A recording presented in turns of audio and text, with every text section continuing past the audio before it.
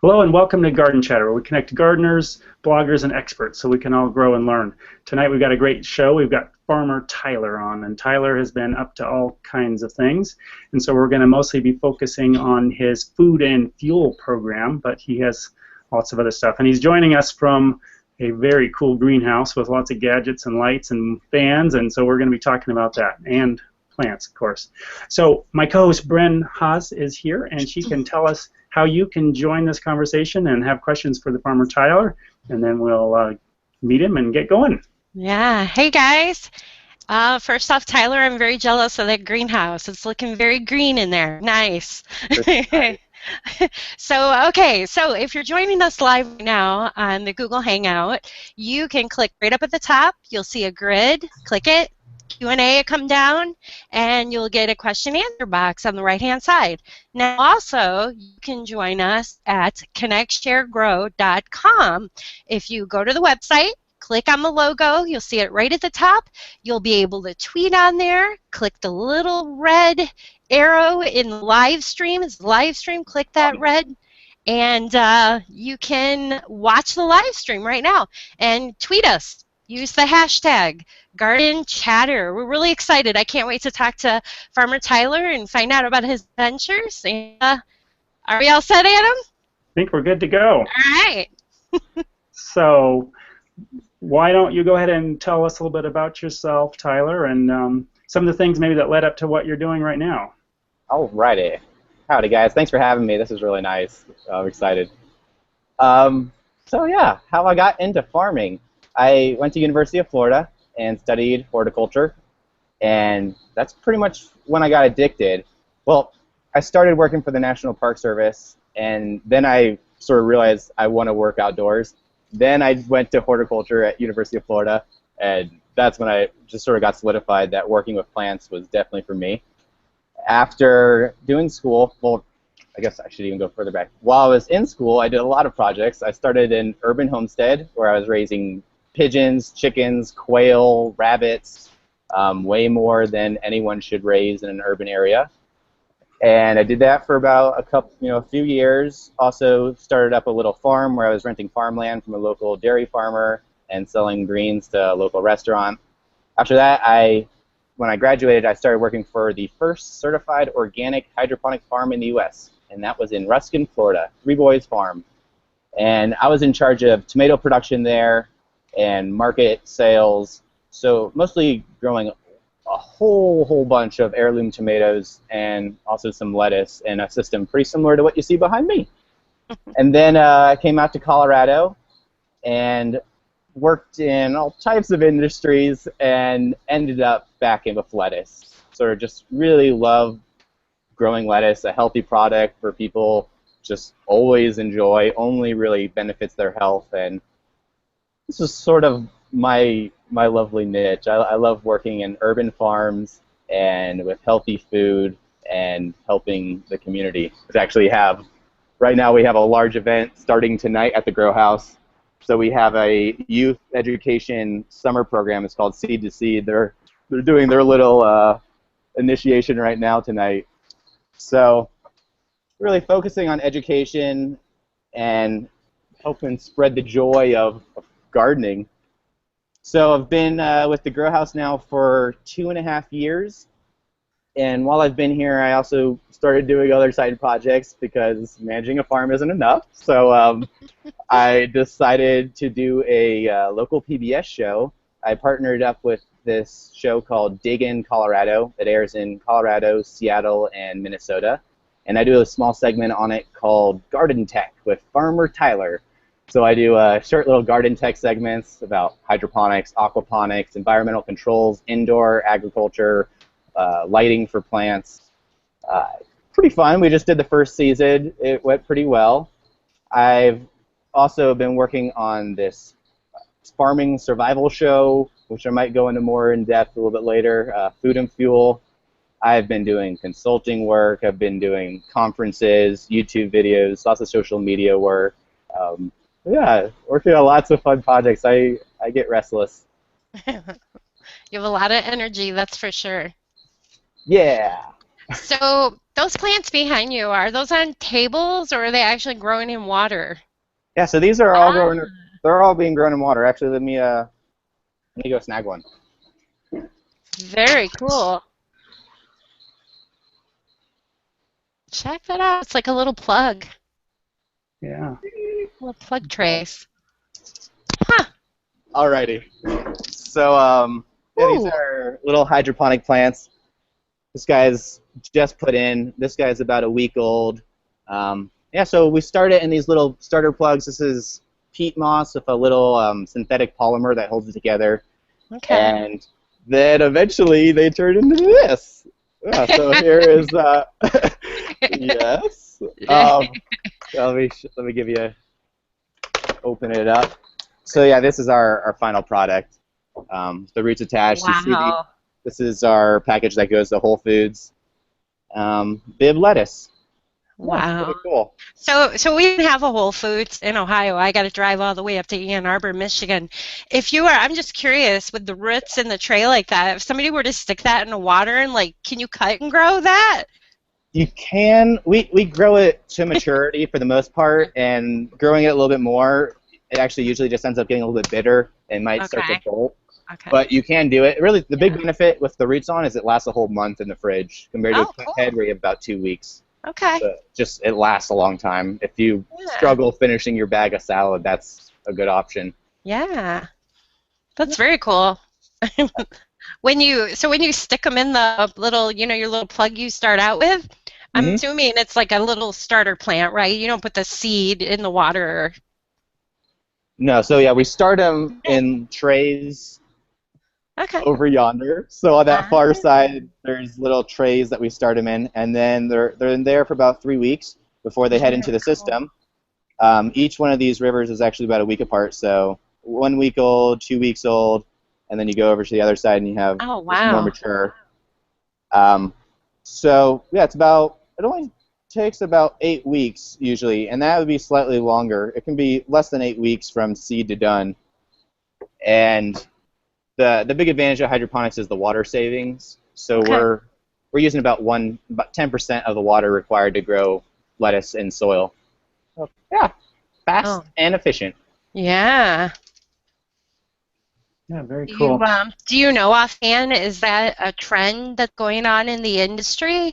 Are people starting to lean more toward the hydroponics now because of the water saving? It's huge. Yeah, a lot of the big lettuce production facilities, or like lettuce production in the salad bowl out in California, a Hmm. lot of them are looking more at hydroponics for the water savings. The drought issues in California, where the majority of our lettuce is grown, is really affecting this market. So I think water is just going to be a bigger and bigger factor in how our food is grown, and it will likely push towards more water efficient systems like hydroponics and aquaponics. Cool. Yeah. Have you done anything with aquaponics as well, or mostly just hydroponics? Yeah, actually, I hope this doesn't lag too much. I almost want to take you guys on a virtual tour because we have an aquaponics farm right next door. Let me know if it's lagging too much, if this is too much. Okay. Um, We like yeah. tours. So. Okay. Yeah, that's working. Actually, I Farm don't know if tour. we've ever gone on a tour before. Have we, Brent, on Garden Chatter? No, Not far, anyway. no. Alrighty. It's working pretty good, though. You must have a. Yeah, let's hope it holds up. Let me There's guess. a, It's a little. there's a big tour going on outside right now. That's Um, awesome. but yeah, here's the fish. Wow. We have some koi. So Oh, fishies. the entire farm behind me, this is all grown on fish waste. Wow. And that's So feeding it. That's what the fertilizer is. yeah, so all of Very these cool. plants go to this water, and then there's your roots, just growing right in the water. Wow. Yeah, it's pretty neat. That's super. How Very many cool. how many fish do you have to get enough nitrogen for all that? For It's not too it's doesn't not look like too very many many. fish. I think we have a couple hundred. These are our koi. We also have tilapia and bass, and we do a lot. For the most part, this is an educational farm. We host a lot of Yeah. classes here, so we do probably about 6 intro to aquaponics courses a year, and then 2 in-depth, about 3 or 4 day long training courses where it really prepares people to be a commercial grower and actually start an operation on their own. So yeah, that's the aquaponics. Look at that. That's cool. That's very cool. So do you eat a fish on your break? Oh man, yeah. I'm just curious. Well, because how long do you? I mean, you don't really keep the fish that long. I mean, so it's kind of neat. It's like a circle. It's pretty interesting. Especially, I mean, with the like meat issues of meat processing. Yeah. Actually, all the fish are sold live. So if you come and buy a fish, you sort of have to do all of that on your own. Okay, sure. You really connect with your food. You really connect with your food. Yeah. Here's some of the rest of the grow house. It's really pretty out. Oh, wow. We have a big dinner event going on right now. That's cool. Yeah. Cool. Tuesday night in the grow house. Looks like it's Tuesday night. Yeah. That's awesome. So I noticed you have long sleeves on and everything. What's the temperature in there? What do they keep that at? It's always around the 70s. Okay, nice. It's perfect. And then the humidity is always about 50 to 70%, 50, 60%. Okay. So where it might be 100 degrees and 10% humidity outside in Colorado, you come into here and it's just a wonderful spring day all the time. Right. It's the best working environment you can really beat it. Yeah. Now, is that temperature achieved just through like evaporative coolers primarily? Yeah, and that's actually that big black band right here. Okay, yeah. So it probably just blows through the entire greenhouse. Yeah, so we have exhaust fans right above me. It makes a negative suction, so all the air is pushed out. It creates a suction for the air to all be pulled through that big wall behind me. Yes. So wow. All the air is pulled through that humidifies it and can drop the temperature by about up to 30 degrees in the summer. It's pretty significant. Yeah. Wow. Yeah, I worked when I was going to Oregon State University. I worked at their greenhouses there, and yeah, again, like some of their potato houses, same thing, big wall of evaporative, dripping on one side, big fans, and yeah. Yeah, there's a lot of names for it: pattern fan, wet wall, cooling walls, evaporative wall, swamp cooler. It's sort of pretty much a swamp cooler. Swamp cooler is what you see sort of in houses. Right. Yeah. I mean, they're usually swamp coolers are encased in like a box, and yeah. Huh. Fun stuff. Very cool. Yeah. So is pretty much all. Is there more greenhouses with GrowHaus, or is it kind of all in that one? Like mostly what we've seen so far. Is that kind of? Yes. So mostly what you've seen. There's the 5,000 square foot hydroponic farm, 3,000 square foot aquaponic farm. We also have mushroom production. That's maybe about 500 square feet, just like an enclosed mushroom production lab. We have beekeeping, and then just a lot of community plots and the community raised gardens. That's for the most part the cultivation side of it. And then we also have a marketplace where we source produce from local farms and sell it to the local community. It's a lot of community engagement. The farm is only like a third of really the project. Our mission is to educate our community, to distribute quality food, and then to actually produce some of the quality food ourselves.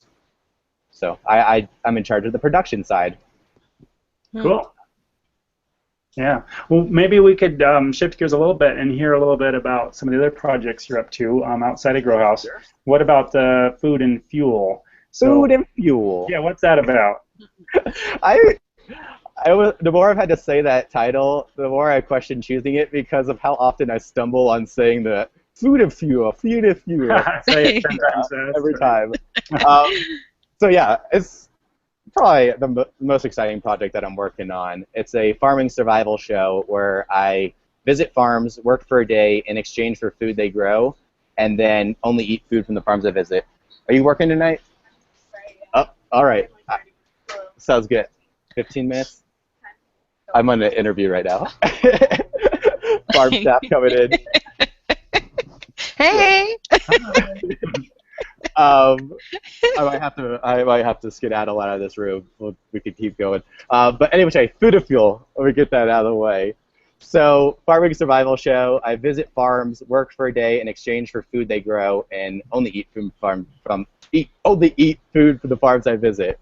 So it gets pretty crazy because I end up visiting like a chicken farm that only has eggs, and I'm only eating eggs for a day. And then I go to a okra farm, and all I'm eating is okra for a full 24 hours. And it's entertaining. It's a little crazy for me to do, but it is very entertaining. So I made a pilot of it, and I put it on Kickstarter. I videotaped a little pilot, did it all myself, shot it all myself, audio, editing, put it on Kickstarter, and it was received pretty well. So it became a Kickstarter staff pick, and then a production company came to me, and they told me they would cover all of the production costs and help me get this show in front of networks. So I sort of came to the point of, I have this almost fully funded Kickstarter. I can do it all myself and hire my own staff, or I can go with a production company and sort of forfeit what I've raised on the Kickstarter. And I ended up forfeiting what I had raised to work with this company because they're well established. I like their work. They're named Bark Bark. They're in Atlanta. So they are almost done finishing editing all of the footage from my first trip, and we should be approaching networks in the next couple weeks to hopefully sell. So this is some of the large major networks for national TV. So yeah, hopefully the show will be seen nationally. So I haven't watched. I mean, can you watch it on YouTube now, or the Kickstart webpage? The Kickstarter is still up. If you Google Food and Fuel Kickstarter, it should bring you right to it. And there's a little minute-and-a-half video with a little bit of footage from the trip. You can sort of get a taste for it. It should be pretty exciting. Unfortunately, before it makes it to TV, might be a couple years from now, or maybe at least a year, because of how slow TV works. But it is coming, and even if if a network doesn't pick up the show, I'll be producing it on my own next year. And any which way, Food and Fuel will be happening because it's just too fun to not do. Right. So, so you mentioned the okra. I'm just curious. Yeah. So when you have okra in your show, do you cover like different ways that you could prepare the okra? Yeah, and that's really taking it to the next level. Instead of just making it,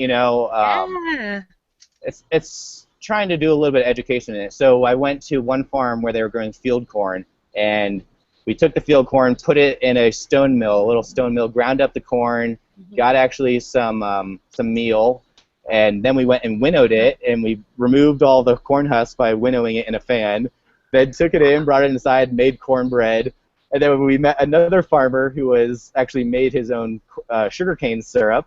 So then we were eating our sugarcane syrup of our cornbread, which we had just freshly milled. And that's cool. So yeah, it's a lot of education of what actually goes into food, and showing sort of the appreciation we should probably have for food. It's a lot of work.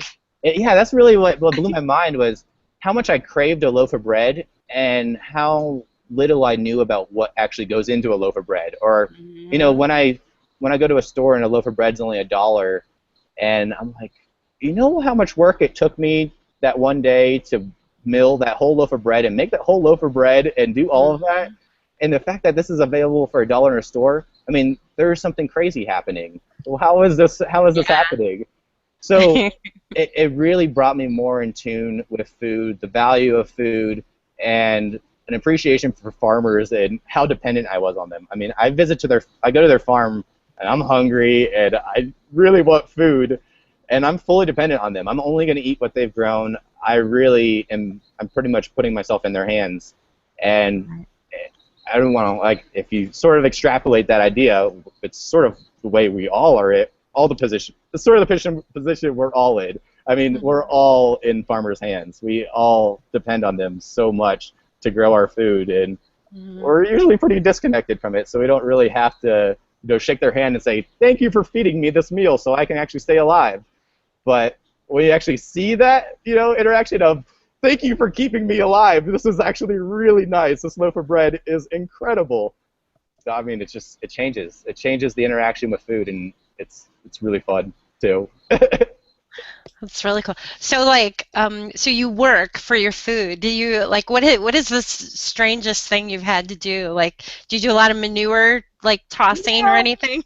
a lot of poop jobs. You know, a lot of jobs involving poop. Yes. um, but there were some other ones like the winnowing, the corn, a lot of weeding, harvesting beans, picking beans, corralling goats. Um, yeah, there's lots of odd jobs. I went to some sort of unconventional farms too. I went to this prepper's house. So this guy who Oh, wow. was convinced society is about to, uh, crash. So he's completely off the grid. All he has that's attached to the grid is a toilet that's on a piece of cement that's attached to the plumbing system. No roof, just a cement block with a toilet on it. Everything's Wow. off the grid. And then his house is like a military fort. So he has like throwing axes and knives and like he's a full hardcore prepper. So I stayed with him for a night, and that was pretty interesting. This guy teaches. Yeah. Oh, that it's raining now in the greenhouse. I hope that's not too loud for you guys. I can hear it, but it's not that loud. It's really nice for me. Sorry. Yeah, I like that. I love this. It's like the rain on the tin roof. Uh-huh. So pleasant. So survivalism guy, he teaches these. He's in Tallahassee and he teaches these prepper courses. So people from University of or Florida State University go and visit him, and he teaches them how to throw throwing axes, how to use a crossbow, how to pretty much live off the grid. Wow. So I did a lot of that with him. He does also a lot of farming. He has all these chickens. He's pretty much growing all of his own food. He has a really awesome garden. So showing sort of that, but also with a little bit of eccentricities that make it a little bit fun, a little bit crazy. Yeah. Were Throwing you a little axes. scared? A little scared on that one? It was odd. It was, I mean, because I was on the road to him, I actually visited a lot of farmers who knew of him, and they all called him Bad Patty. I was like, that's Turn not a around. good name. Go back. Old Bad Patty out in his crazy land. So, but I mean, when I actually started talking to him, he actually really was a good guy. Had a lot of good information. Was a little less crazy. It was mostly a facade, I think. The facade keeps all of the weirdos away from him, maybe. Maybe it attracts them. I'm not sure. Yeah. I don't know. But he's definitely a character. So on Twitter, hashtag Garden Chatter, I have a question here from Michelle. Going back to your the tour of the lettuce, she's curious if you have a bug problem like aphids. Yep. Yeah. So aphids are a major problem. Although a greenhouse, you'd think it's all controlled and that we wouldn't have bug problems. It's actually just a perfect environment. If a bug does make it in, they just love it, and there's always something for them to munch on. So what we do is we actually, that's why I'm about to leave this greenhouse, is because they're going to be spraying in a little bit. What we spray is all organic. We use a neem extract from the neem tree. That has a chemical called azadirachtin. It mimics the insect's juvenile hormone. So it actually tricks the insect into staying in its juvenile stage for its whole life because it has too many of these juvenile hormones. So it never molts and never reproduces. It's just sort of like a really gentle way of killing them.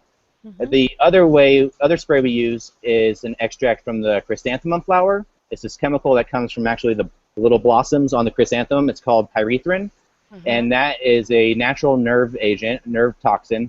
It affects the insect's sodium-potassium pumps.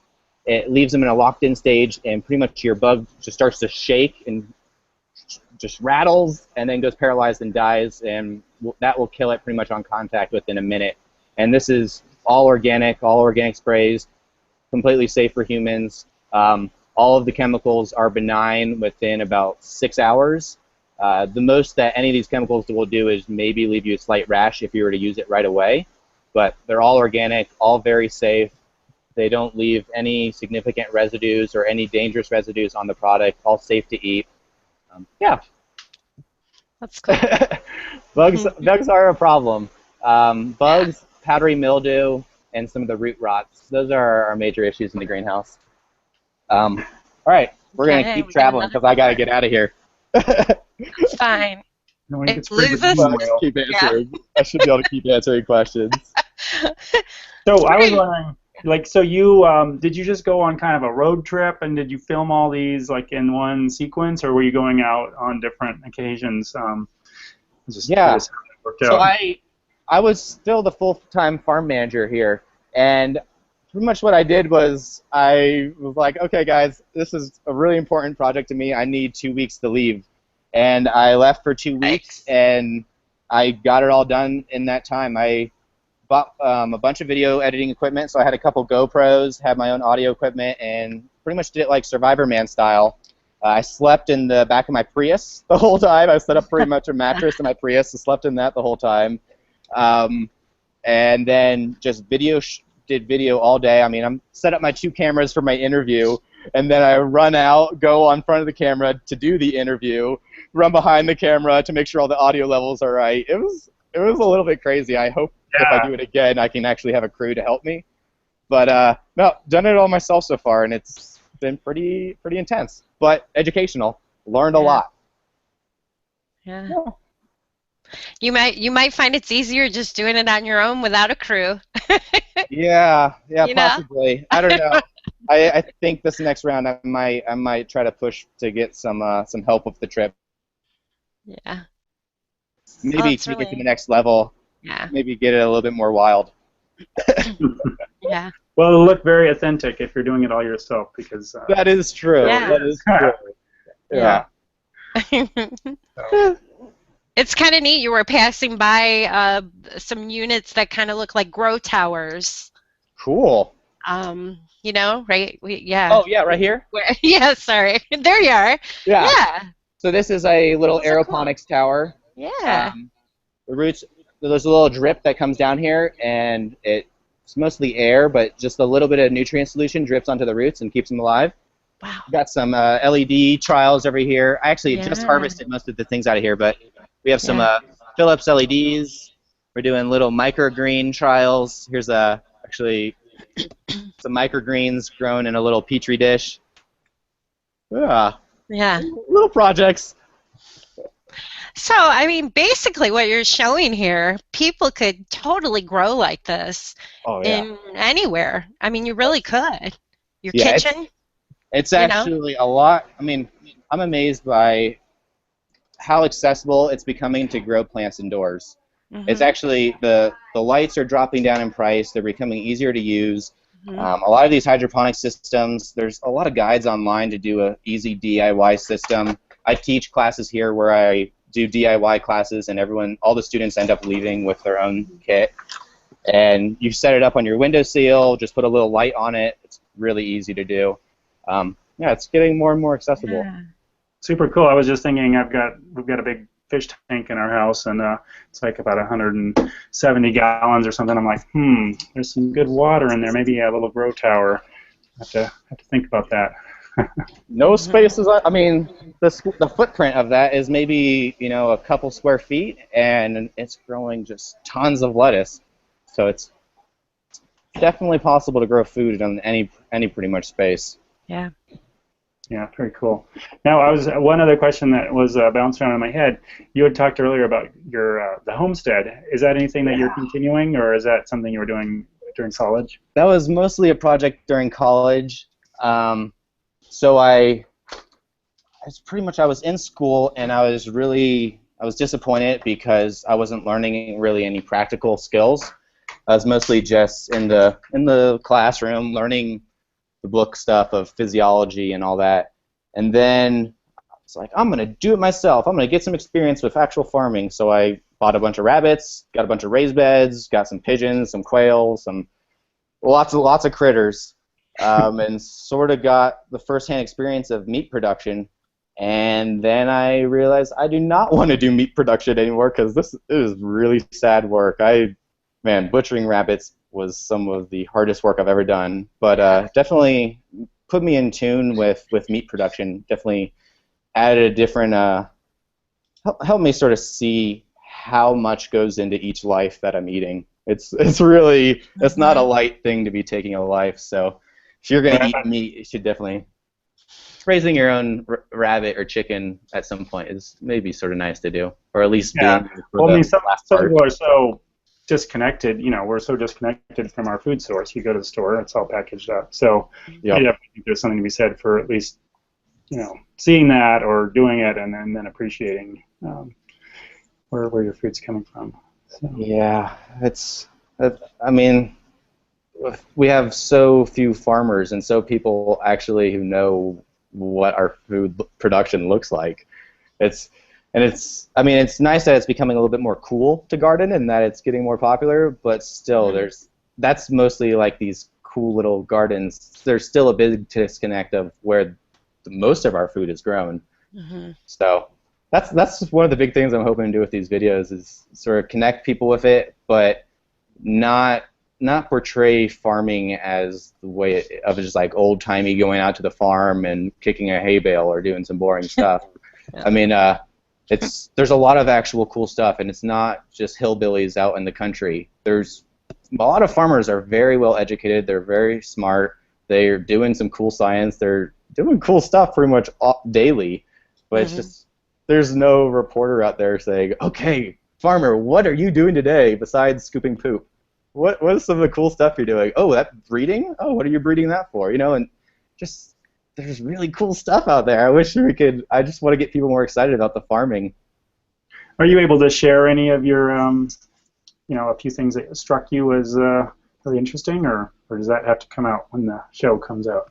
Oh, on the food and fuel? I mean, yeah, making bread was definitely pretty interesting.